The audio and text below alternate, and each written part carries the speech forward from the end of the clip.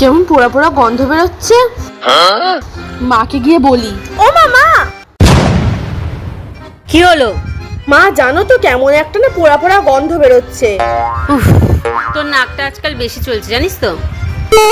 কি? পোড়া গন্ধ বেরোচ্ছে ঘর থেকে?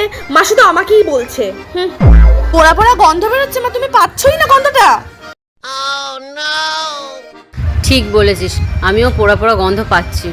মহিলারা যা হয়েছে না, সব শুধু ফোন দেখবে, টিভি দেখবে, তরকারি বসি, আর কোনো কাজই ওদের মনে থাকে না।